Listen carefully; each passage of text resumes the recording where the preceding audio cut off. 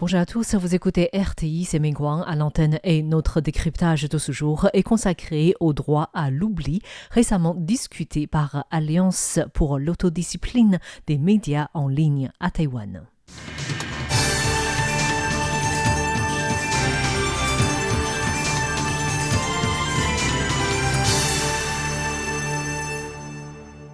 Avez-vous déjà des épisodes de votre vie que vous préférez de ne jamais entendu parler? Mais à l'ère numérique, il suffit de rechercher un nom pour voir réapparaître des articles publiés 10 ou 20 ans plus tôt. Récemment à Taïwan, une victime de violences conjugales qui avait elle-même fourni à la presse des photos montrant les violences qu'elle avait subies s'est retrouvée confrontée à ce problème. S'il y a 10 ans, l'Union européenne a inscrit le droit à l'oubli dans le règlement général sur la protection des données RGDP, permettant ainsi aux citoyens de demander, sous certaines conditions, la suppression de certaines de leurs données personnelles. La situation est beaucoup plus complexe lorsqu'il s'agit de faire retirer des informations déjà publiées légalement par des médias. L'avocat Wu Jiaxing, qui s'intéresse depuis de nombreuses années aux questions liées au respect de la vie privée, a coécrit en 2022 avec l'avocat Lin Fali un article consacré au droit à l'oubli.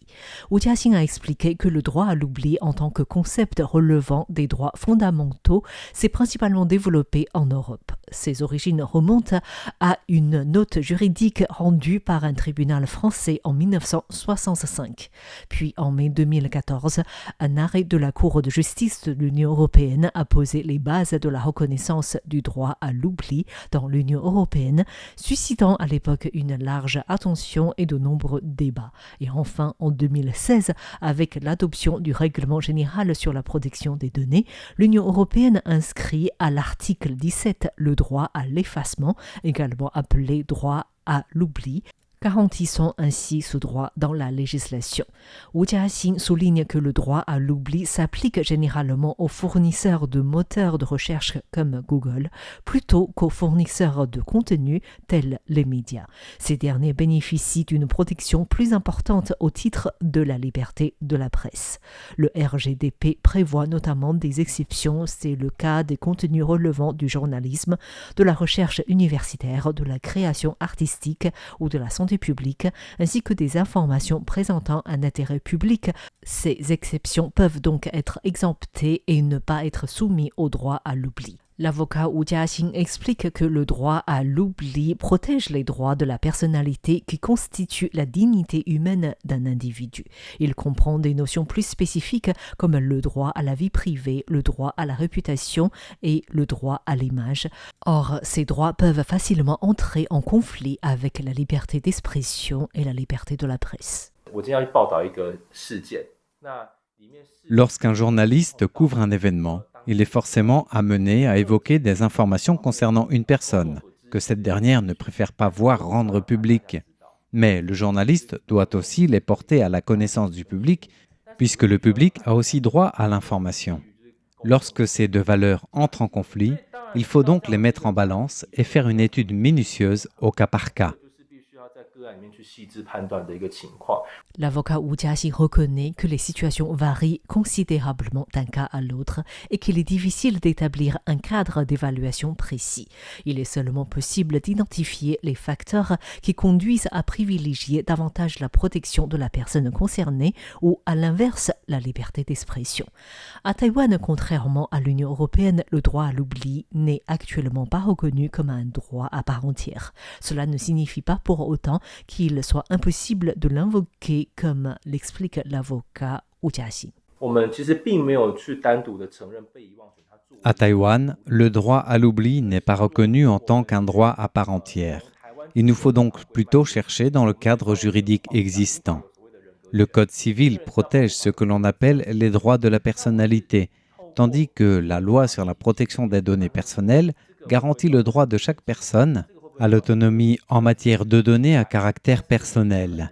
Nous devons donc nous appuyer sur le système juridique existant pour déterminer s'il y a atteinte aux droits de la personnalité ou au droit de chacun à contrôler ses données personnelles. Mais nous connaissons également le principe juridique du droit à l'oubli consacré par l'Union européenne et nous l'intégrons dans notre réflexion. À l'heure actuelle, il est possible d'invoquer le droit à l'oubli à travers deux voies juridiques, le Code civil et la loi sur la protection des données personnelles. Mais l'avocat Wu Jiaxing a précisé qu'il existe peu de décisions judiciaires taïwanaises qui sont relatives au droit à l'oubli. Mais après avoir étudié des décisions existantes, il a souligné que la justice taïwanaise a des critères d'appréciation relativement clairs concernant les affaires dans lesquelles les personnes concernées invoquent le droit à l'oubli. Ce droit s'applique principalement aux fournisseurs de services, comme on disait tout à l'heure, comme Google, et dans une moindre mesure aux fournisseurs de contenu comme les médias. Le cas le plus emblématique est celui de Shi Jianxin, l'ancien président de l'équipe de baseball des médias T-Rex, impliqué dans un scandale de matchs truqués du baseball professionnel avant d'être définitivement acquitté. Considérant que des anciens articles le concernant restaient accessibles en ligne, il a invoqué le droit à l'oubli et intenté des actions contre le Liberty Times et Google afin d'obtenir le retrait des articles et de certains résultats de recherche. Concernant le Liberty Times, la Cour suprême a rejeté son recours en estimant que les médias bénéficient de la liberté de la presse et d'expression lorsqu'ils traitent des sujets d'intérêt public, à condition d'avoir correctement vérifié les faits au moment de la publication. Concernant Google, la position des tribunaux a plutôt connu des évolutions. En 2017, la justice avait estimé que la liberté d'expression et de la presse devait primer sur le droit à la vie privée et Google n'avait donc pas à supprimer les liens. Mais en 2021, la Cour suprême a demandé que ce soit également prise en compte les évolutions de la société depuis la publication des informations. L'année suivante, la Haute Cour, se référant au concept européen du droit à l'oubli et au jugement de la Cour suprême, a finalement estimé que Google devait supprimer certains résultats de recherche. Le président de l'Association des journalistes de Taïwan, Wu Boxuan, a indiqué que s'il est relativement facile de retirer ou de remplacer une photo dans un article en ligne, la situation est plus compliquée pour les chaînes de télévision. Remplacer seulement certaines séquences d'un reportage vidéo n'est donc pas une chose aisée. Mais retirer l'intégralité du reportage paraîtrait également étrange. Une information journalistique jouit d'une certaine crédibilité. Elle passe par le travail d'enquête, d'interview et de vérification du journaliste, puis par le contrôle des responsables éditoriaux. Ce n'est qu'après ces différentes étapes qu'un titre est rédigé et que l'information est diffusée auprès du public. Honnêtement, les informations publiées sont en quelque sorte la vitrine d'un média. Si pour n'importe quelle raison un média retire une information produite grâce au travail de tant de personnes, cela porterait atteinte à la crédibilité du média. Car on ne saurait jamais si un jour, sous une quelconque pression, une information pourrait tout simplement être retirée. Le président de l'Association des journalistes de Taïwan cite l'exemple des actualités relatives aux affaires judiciaires, du dépôt de plainte à la mise en accusation par le parquet jusqu'au procès devant les différentes juridictions jusqu'au jugement final. Chaque étape constitue en soi un événement d'actualité. Mais selon l'évolution de la procédure du dossier, les informations publiées à différents moments peuvent se contredire. Si au final l'accusé est définitivement acquitté, peut-il demander aux médias de retirer des articles publiés au moment du dépôt de plainte ou de sa mise en accusation? Wu Boxuan reste donc prudent sur cette question. Il estime qu'il s'agit d'une trace laissée par la presse sur le fonctionnement de la justice et que tout comme les décisions de justice qui sont intégralement conservées, les articles de presse ne devraient pas être retirés à la légère. Zhang Yi est la présidente de TASON, Alliance taïwanaise pour l'autorégulation de l'information en ligne, et elle partage cette position. Les informations déjà publiées restent là et je considère qu'elles feront partie de l'histoire.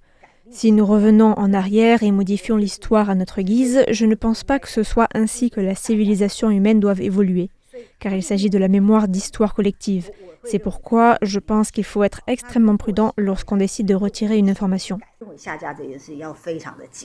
Zhang Yiyi précise que s'il n'est pas nécessaire de retirer des informations d'un site, il convient tout de même d'ajouter une note à l'article d'origine afin de fournir au lecteur le contexte complet des développements ultérieurs. Le droit à l'oubli soulève ainsi une question particulièrement difficile. La société a le droit de préserver la mémoire de son histoire, mais un individu ne devrait-il pas, lui aussi, avoir la possibilité de tourner la page?